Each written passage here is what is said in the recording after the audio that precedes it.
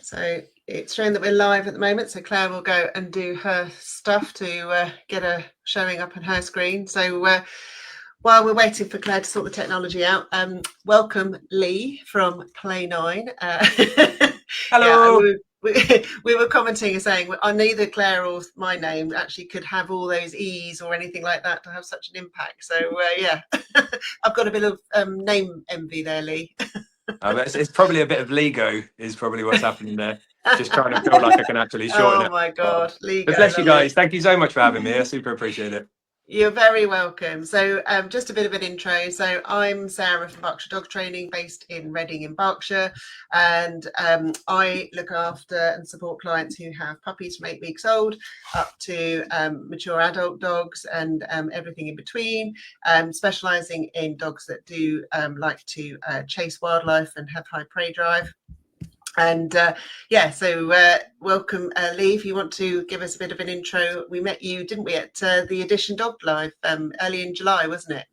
Yeah, 100%. Like I say, I really appreciate you guys having me on. You're a right pair of legends, so thank you. Yeah, no, we did. Edition Dog that was the first time we've done that. But yeah, really cool event, eh? Like proper good. Cool. Oh, sorry, I was meant to be giving an intro, wasn't it? Before we jumped, to give you a bit of a caveat, before we jumped on this call, I was trying to explain that the tiny bit of brain I have left is definitely fallen out my ear. So apologies for the, yeah. My name's Lee. Lovely to meet you. Hope everyone's cool and having a wonderful day. Yeah, so one of the founders of Play9. We're a small little team. We basically... our whole mission is to sort of shape the future for the way that we treat dogs, health and wellness for canines. So that's kind of what we're doing at the moment. I've had a bit of a mental sort of previous story to this that I can fill you guys in on in a bit. But yeah, that's me, if that helps. That was like the worst intro ever, wasn't it? Don't worry. It just shows how real it is, and it's not planned at all. So Claire, just for the benefit of those watching. Oh, that was scripted. No, I've got a script here. That's how I was getting. Go on, Claire. Hello, my name's Claire. I run Insight Hounds. So Insight Hounds, I only work with sight hounds and specialise in ex-racing greyhounds. I work with sight hounds online, and we have some classes that are based in a place called Shustoke, which is about 10 minutes from the NEC. Cool. Thank you. That's me, Sarah. Fabulous. So when we met up with Lee, we shared that we do these lives, and we are really pleased that he agreed to do this because it really ties in really nicely to our year of enrichment that Claire and I have been talking about with a number of different people from the dog training industry to come and talk about their, and how it fits into enrichment. So, your product, both Claire and I use. So tell us a little bit, like you were leading to earlier, about how did it come about? How do you know the name of the company and how did you come up with the product? You said you figured out Play9 earlier, correct? I only figured it out today. I'm embarrassed to say. I had a moment where I went, oh. No, bless you. No, I mean, look, so I suppose a little bit of history of where we came from. So I was a touring musician for most of my life, from about 15, 16. And I set up an entertainment agency and I ran that for a while, for about 7 years. Was not far off selling it with the idea of retiring a bit early and just trying to give back as much as I could. And then COVID, like, it just wiped everything. So obviously all of our clients and people that we worked with were other musicians in venues, pubs, clubs, restaurants, who all, had the same kind of issue. So we kind of, we lost that pretty much overnight. Oh, hello, Bubba. Sorry, dog's come to say hi. So we pretty much lost that straight overnight. And very quickly, I've got a wife and a kid. Didn't have a pooch at the time, and very much just needed to put some money on the table and try and figure some stuff out. So a friend of mine sort of suggested that we were all right at marketing, and he said, "Why don't you do that in a different industry?" So we set up a marketing company, which I still run, and it's kind of, I hate it. It's horrible. It's in finance. It's in bloody finance.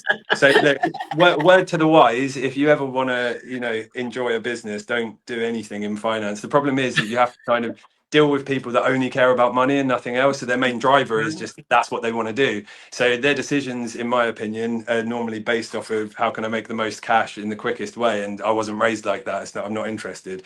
So that kind of allowed us to be able to keep a bit of a roof over our head. Hello, Bubba. Keep a roof over our head. Put some food on the table. Do all those things that are really, really important for a family. And because there's an importance to the fact that this is a finance business. So the problem that I'm sort of scatty as hell, as you can probably tell, like bouncy ADHD everywhere. And I always have to have these video calls with like investors, bankers, finance people, who's the aforementioned, very, very particular. They don't find dogs fun at all. They don't like it when dogs come on video calls. They're all very much suited and booted. And so because of my lack of concentration, I was forever after we got Tuki. Tuki's my Rottweiler that's just sat down there, love of my life. And I would sit on these video calls and they were so god awful because I'd be trying to focus, which I find a struggle anyway, talking to these people about finance, which I struggle with anyway. And then my dog, and I'll come to this in a second, but my dog is super clever. As you guys all know, Rottweiler is really, really clever dog, super trainable, but also can be extremely stubborn, extremely needy. And she just figured out, she kind of figures out the game to everything. If there's a cheat code, Tuki will figure it out. And she knows whenever I went on a Zoom call or a video call with any of these guys, that's when she'd kind of like waddle over and start sort of like pathetically mewing. You know that sound that dogs make? So like now. Yeah. And obviously I'm trying to focus, and I love dogs. We're all about like dog health and wellness. So I'm not sort of going to brush her off or anything like that. Yeah. And I'm thinking like, how can I get around this? So sometimes I'm trying to train her at the same time, but then my focus is going from the calls I'm meant to be on, blah, blah, blah. And then we just tried everything. Like, I mean, I don't know how many different dog products we tried to keep her busy at these times. So enrichment, toys, different bits and pieces like that. There were some times where I was even trying to play like tug toys while I'm playing, and like we're doing the call like that, and the guy's like, "Are you okay?" And she'd just either, the two things that would always happen, she'd annihilate them really quickly. You literally ounp and the whole thing's gone, or she'd get bored of them and she'd figure out a cheat code. So there's three of us in the business. There's myself, a guy called Richard, and a guy called John. Both of them are absolute superstars, just complete legends. And my wife, who I'll come to in a second. And me and John works around my house. Since I lost the offices for the last business, like we work from home, it's much easier. Get to see your kids and your family a lot more and stuff like that. Absolute blessing is working from home, I think, for most people. Anyway, and we just sort of had that thing one day where we were like, we could probably make something that works better than all these toys that we've been trying. And some of our problems that we had with them, they were like hard plastic. We've got hard floors, so they're really loud. More so, they're dangerous for the dog because for Tuki, she'll shard off bits of plastic. I hate plastic anyway, of course. But she'd shard bits off, she'd start chomping it. It's slamming around. Sounds like a drummer's in the front room, like it's all of these things. Or they just didn't work. She'd get bored of them. She'd figure out the cheat code, la, la, la, la, la kind of thing. And this went on and on. So me and John Boy one day were just like, yeah, I think we could do this better. It was kind of a bit of a tongue-in-cheek passing thing. Now, the other part of this story that's important is that when COVID happened, my wonderful, gorgeous wife, I don't know if she can hear, but just in case she can, she's wonderful and gorgeous. She basically, she'd always done jobs that she just didn't really care for that much. And she'd very much, I've always seen, she's just such an inspiration to me. And I've always seen that thing that wants to burst out, that she wasn't letting it happen kind of thing. And people have that for so many reasons, like a bit anxious or a bit nervous or distressed about whatever, or there's a plethora of reasons that can happen. But it was always bugging me because I knew what she had in her. Anyway, to fast forward the story so I'm not waffling too much, we got the COVID happened, and Hannah, like a lot of people, and bless, had her enough is enough day, and she was, I'm not doing this anymore. I'm not working, life's too short. I'm not working a job I hate. I'm not going to do anything that I really, really don't want to do. This isn't helping me, in myself kind of thing, and it's not helping anything else, so I'm going to jump ship. And she'd always wanted to be a dog trainer. She's always loved dogs, always had dogs in the family. And we sort of had that thing where it's like, just go for it, do it, like, why not, kind of thing. So she worked her absolute butt off, and just training. And then she came back one day and she said, well, if I'm a trainer, we need a dog. And I was like, oh my God, thank God. I think I said to you guys earlier, I wasn't allowed pets when I was a kid, apart from this, like I mentioned, this one, the thing was like the Terminator is a budgie. And you would think that it would be kind of cool, and that it was horrible. The thing was like a lock on, and as soon as you let it out the cage, birds shouldn't be in cages anyway. Just, you know, I was a young kid. That was the only pet I was allowed. But it was just like it was like, you know, that scene from Terminator 2 when he comes down, it's just like locks onto things and then just flies at you and just starts taking chunks out of you. So that was my Sounds like understanding of it. Oh my god, it's similar, absolutely similar. And and basically, like, we what was I saying? I was banging on about budgies, wasn't I? See, this is what happens. I flip between You were talking stuff. about Hannah and becoming a dog trainer and then in the dog. Oh my god, product. If you guys can just help me out through life, just to remind me of stuff that I meant to be talking about. That was it. Oh, and she came back home and said, "Yeah, we need a dog." And I was like, "100%, let's go." And she was like, "I'm getting us a Rottweiler." So something that I didn't know. I always loved dogs, always. But something I didn't know that there was breed specifics. I didn't know that a dog's a dog, right? Like, I didn't know a Rottweiler was slightly different to something else. You know, they're all dogs. They all have tails. They all sniff and wag and all of those things. And then Hannah starts explaining to me the reasons why, and she's like, "Well, the dog's super clever. You know, that means I can train her better." And at the time she was looking into getting into sort of very specific types of training, kind of similar to yourselves, kind of thing. And I was like, "Rottweiler, all right, let's go." So these two parts of the story marry up, because then obviously now we've got the super clever Rottweiler that just wants to sabotage my other business, and then we've got the problem that we need to fix, that we can't find something to prevent her from doing that.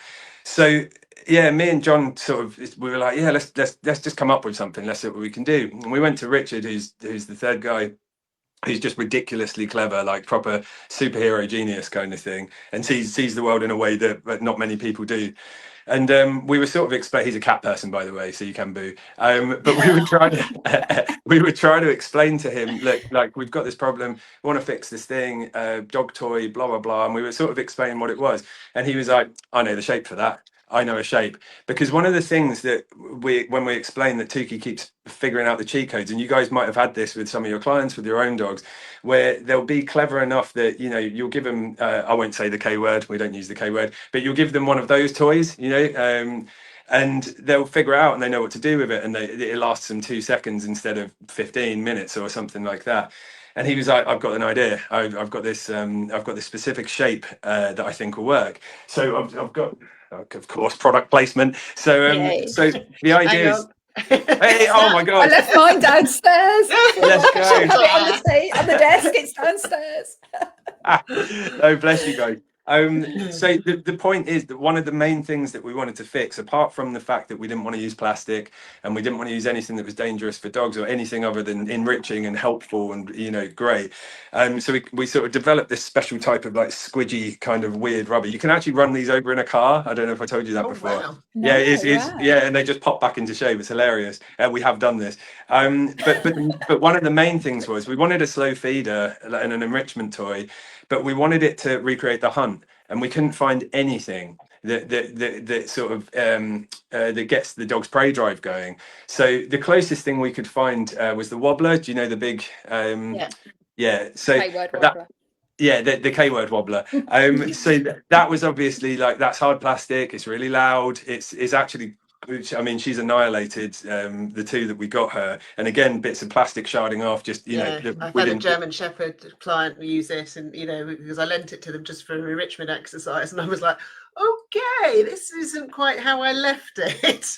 Yeah, well, this is it, right? No, 100%. No, 100%. Well, the weird thing about the Roolo is the shape of it. That sort of Rich remembered this shape from back in the day. He'd seen it somewhere. It's called, the science behind it, it's called a rouleau tetrahedron. Rouleau is spelled, it's actually French, like a rouleau, but we thought we'd dumb it down and just rouleau, just so it's easier to search, you know.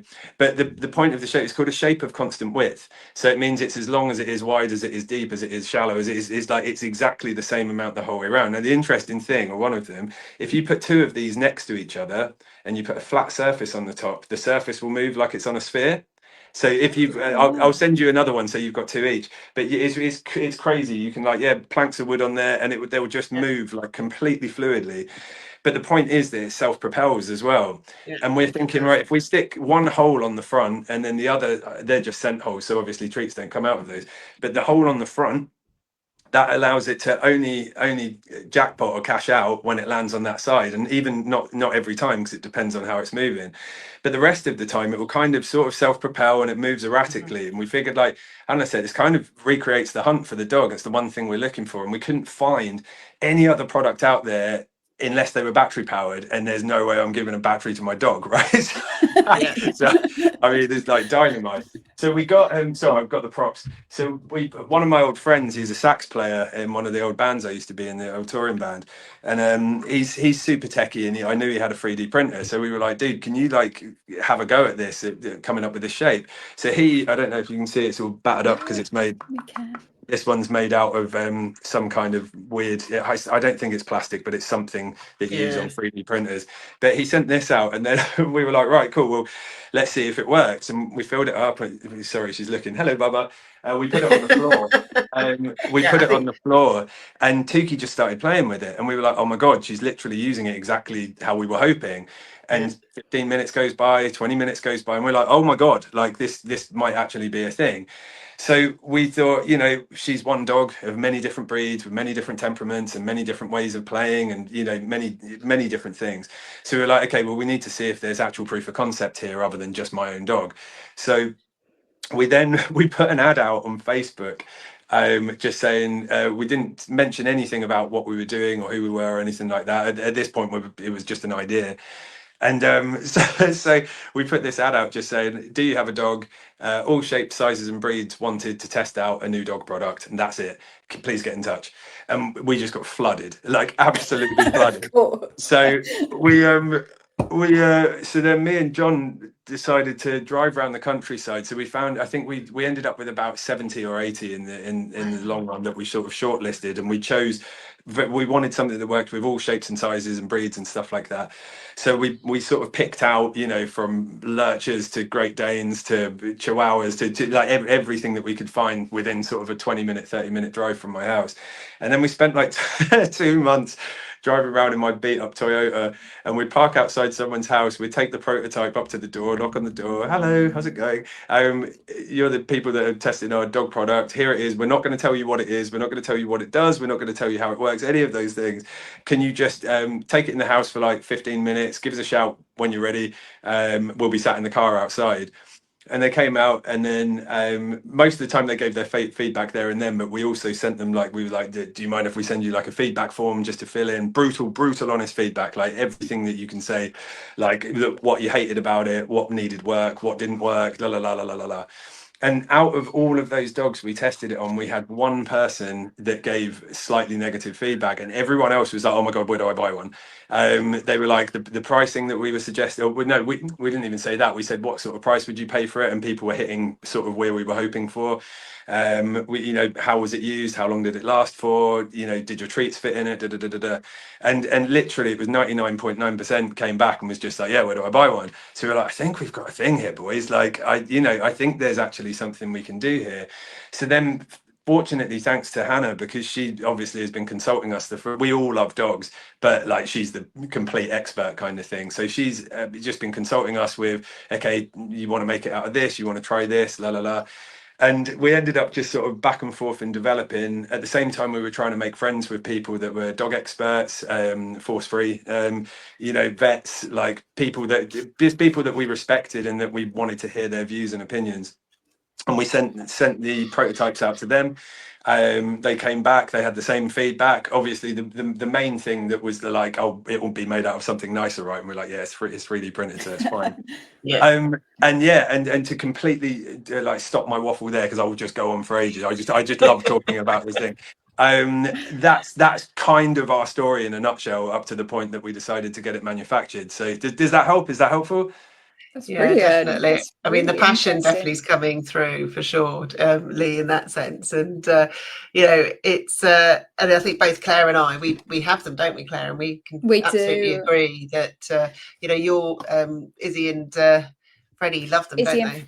Freddie loved them, and I used them in Yellow Space Zone. Shout out to Sarah from My Anxious Dog, and Yeah. we did a Sarah, Yellow Space Zone, and it was amazing how many of the dogs were engaging with it. I've used it in classes, and I've got another Yellow Space Zone coming up at the end of this month. We've been using it in, but some of the sight hounds that maybe are a little bit unsure about the toys, some of those have really been engaged with it, which has been fantastic to see. It's really been, you know, getting involved with it. And I've got one that's a little bit, well, he's a ball fanatic, and he normally just destroys everything, and he's had a good go on it and it's still intact. So obviously we didn't leave him unattended or anything like that, but it was amazing how much it bounced back when Coda got hold of it and wanted to have a good old play, and yeah, it's been incredible just watching them. And like you say, taps into that kind of hunting instinct and the unpredictability and the play. It's been yeah, we're a big fan here. Bless you. Oh, thank you so much. No, bless No, you. What breed are your dogs again? Greyhound and a Whippet. That's it. Yeah, perfect. Yeah. How old? So, and you've just won an award, haven't you, for the product? Do you know what? as That was well? that was last year. But yeah, we can still bask in the glory. I thought it was recently. Oh, No. but I thought it came out on the top 10 out of 10 on It was something Oh, about no, Christmas you're this. talking It was about the your- Telegraph thing. Sorry, not an Yeah. award. Not an award. A 10 out of 10 on the my on the- mistake. yeah, on the 10 out of Christmas 10 list. recommended products. And they Yeah, well, had a that- Whippet as well that wouldn't play with toys, and they said plays with Roolo. Yeah, no, that was super awesome because she got in contact with us, and you know, you get those like phishing scam emails, and I was like, shut up, it's not the Telegraph, what are you on about? And it turned out, and yeah, I had a phone call with her, and she'd said to me, she was so sweet, she's such a nice person, but she was like, look, can you send me one? I need it for tomorrow to get the article out quick enough. But my dog is not going to play with it, so I can't. And I was like, I kind of don't want to send it then. Do you know what I mean? But no, we took the risk, and yeah, she said exactly that. She was like, dog doesn't normally play with toys, and we find that a lot. You know, like we do a lot of the shows like where we see the yellow zone as well, which 100% shout out to Sarah. She's such a legend. Definitely. But yeah, one of the main bits of feedback we get is normally from senior dogs. So they'll be like, my dog we've tried everything, they won't play with anything, they don't play with toys anymore, and it's really sad. But we get the sort of like doggy dementia dogs that are going through that kind of, you know, the later years of their lives where they maybe start barking for no real reason, or they're getting very frustrated, or they can't go out for walks for whatever reason. It might be they're ill or injured, their owner's ill or injured, they're in rehab, the weather's just absolutely treacherous, you know, and people just seem to be using it. I hate it because it sounds really lame, but it's more of a tool than a toy. Do you know what I mean? So it's like, it seems to be kind of doing a lot of things for a lot of people. But yeah, no, I appreciate you guys. Thank you so much for the lovely feedback. Yeah. I think it's tapping into that instinct. That's sorry. I think we were going to say the same thing. It's tapping into that instinct, which is the enrichment side of things, and that's what enrichment is all about. Which our year of lives have been about, enrichment, and it does tap into that natural instinct, which is why it's hitting so many different dogs and so many different needs, because it's meeting that need. I think you've been using it a lot with your dogs, haven't you, Sarah? I have. Before we do, just blue. Was there a reason for using the colour blue? Oh, I'm so glad you asked that. Do you know? So yes, and this was wifey that pointed this out to us. I wouldn't have known, because I think I remember from The Simpsons back in the day, I thought that all dogs were colourblind, but they're not, right? So dogs, as you will well know, see in blue, yellow spectrum. So I probably shouldn't mention it, but we do have a Roolo Mini coming out early next year. It's in yellow. So that's the only thing I'm going to say. But yeah, so we particularly went for, but basically, like, again, it sounds soppy, but we just really want happy dogs. That's all we care about.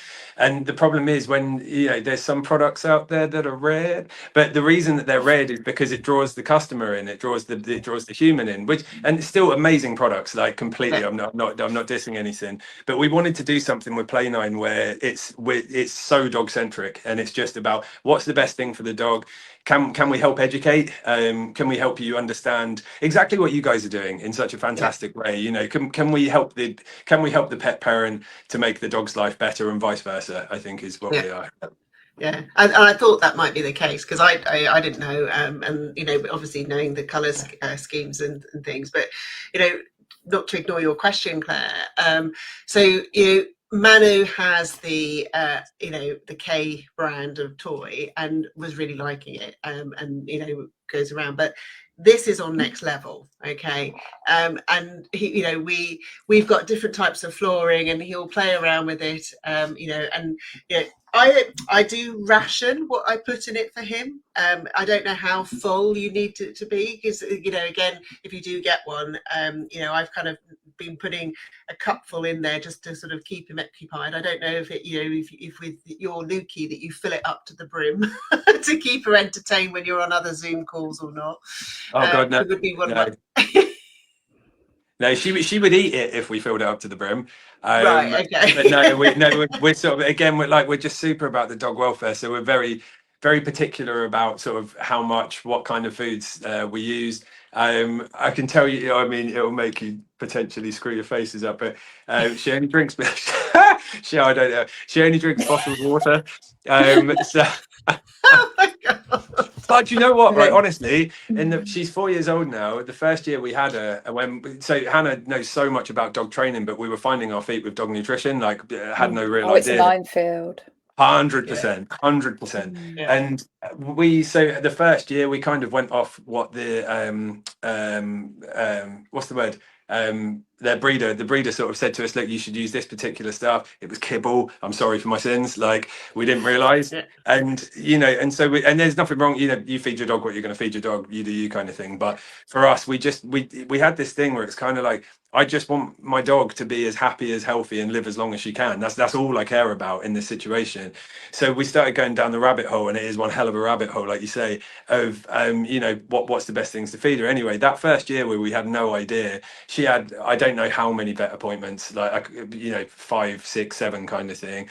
Since we switched her to raw and we switched her to like non-tap water, she had nothing. Her coat is the shiniest it's ever been. She's impeccable health, and I've done so much research on it. I really genuinely believe that most of that is down to her nutrition and what's going into her. Do you know what I mean? So no, it's really important. I mean, we had a live with Chewing with River, which is cool as well. So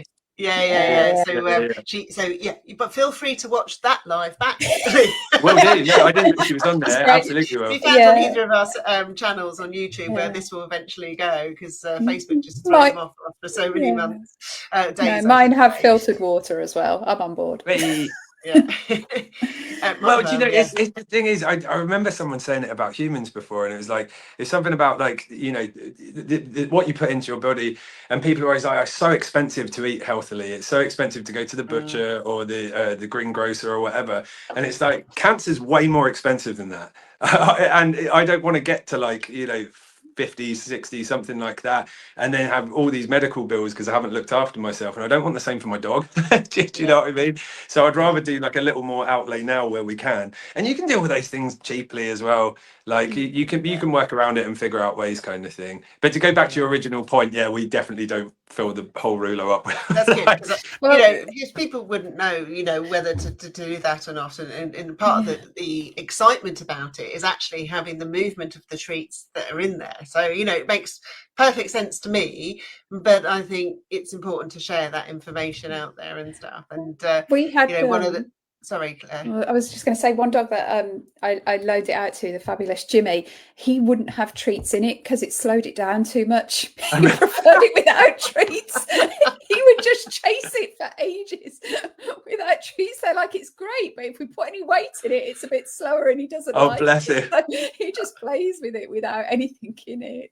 Oh, Jimmy, you are a legend, sir. We keep joking about using it to kind of, you could put sweets in it for kids. Not that we would condone that, but like there's all sorts of stuff that you could put in there and get different people to chase. We actually, just real quick, we had we sent a load off just on a bit of a mad mission. We sent a load off to a local safari park, and we've had hedgehogs, meerkats, pigs. Wow. I can't think what those really cute little monkeys are, but we've had a bunch of like random animals that have all sort of been having fun with it as well. So it's cool. Oh, brilliant! I can't wait to see the photos about that. But on the other side of Jimmy, I've got got a couple of the products at home, and like I say, Manu was all over it. But Poppy, it's interesting because she's got the one that's got the high prey drive. Okay, so she's the one that will really chase a squirrel and a rabbit.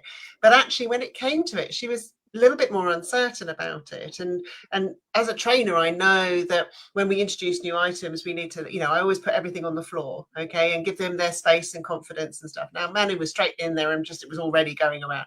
But Poppy was like, you could see she was a bit nervous, filling it up with tasty treats and making sure that the hole was actually on the ground so that she could then push it and then the treats would come out. But as soon as it wobbled back to her, she was a little bit uncertain. But I know, through knowing it's the right thing for her, and she absolutely loves it now. But I did need a little bit more patience with her because of her, understanding what I was reading, and not giving up that, okay, she's just not going to be interested, because I knew that she would love it, but because it is a fantastic product.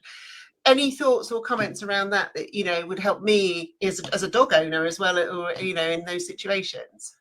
Do you know what? 100%. So it's the most important thing, like so important. The last thing we want is dogs that are nervous or scared, or like it's not for everyone. It seems to be for most dogs, but if it's not, but on the flip side of that, that's the last thing we want. On the flip side of that, from with the wife as a trainer and us being super doggy, and exactly what you just said, sometimes it's not, it just needs a little bit of work to be able to get past it. So I think as long as you're doing that with love and compassion, and you're positively reinforcing what you're doing, and the dog is okay and is not scared. Yeah. We don't want scared dogs, we definitely don't want that.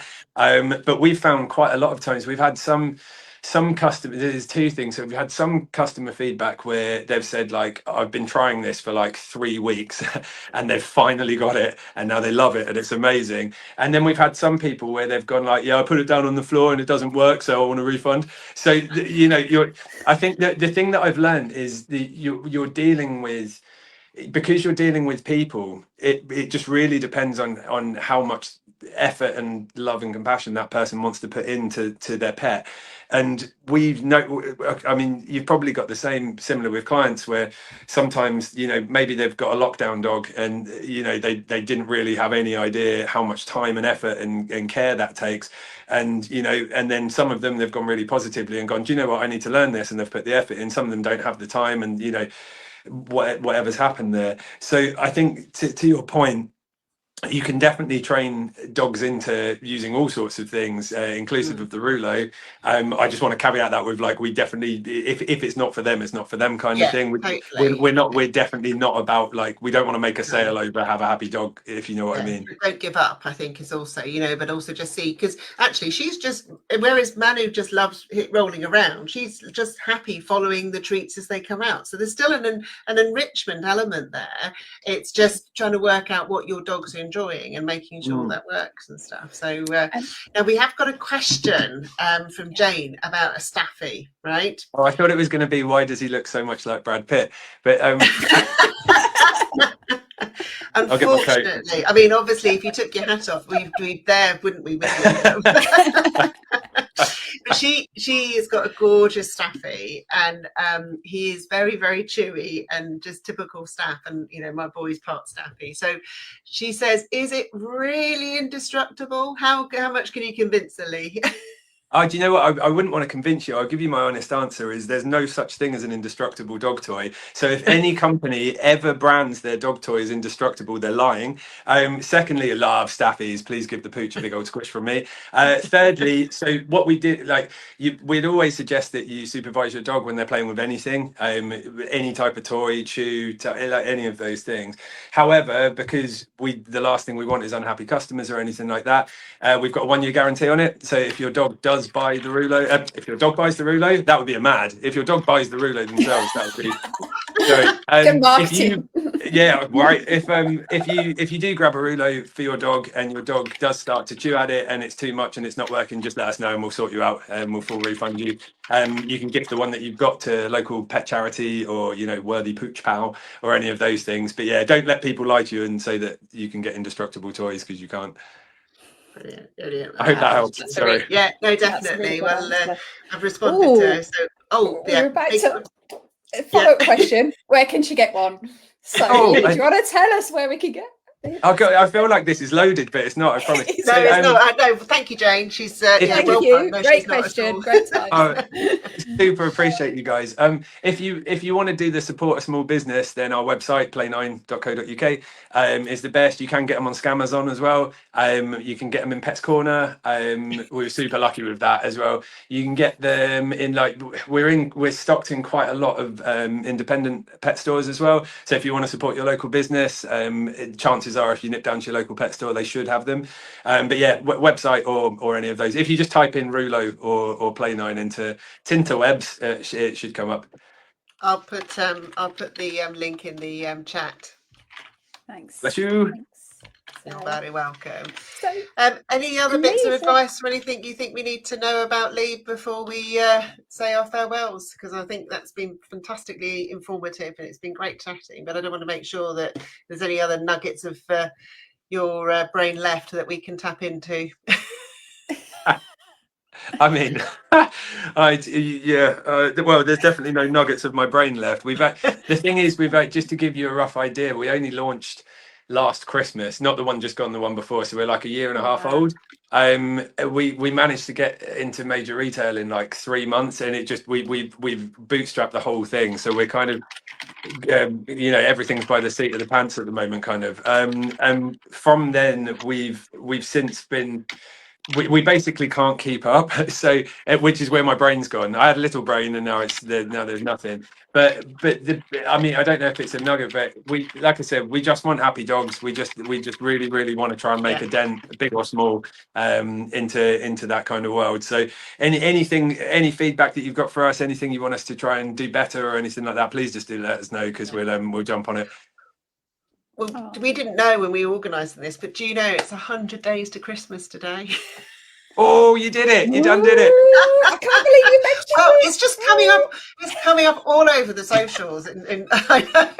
So, but I mean, it's a good tie-in to say if you want to plan ahead for Christmas, then now is the right time for you to get your Christmas present, which is what I've added with the link to your website. But we've got one last question, Claire. Can you see that?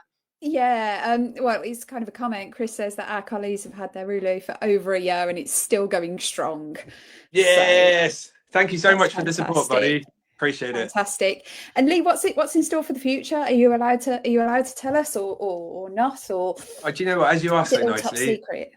No. As you are so nicely. So we've actually got this side of Christmas. We've got our own treats coming out. One of the things that we get asked all the time is what do we put in it? So we've actually spent a considerable amount of time developing 4 different types of treats. They're all 100% with no additives, no nothing. Like there's absolutely nothing in them apart from beef, venison, liver. They're super. They're really cool. They're really good. Super high reward.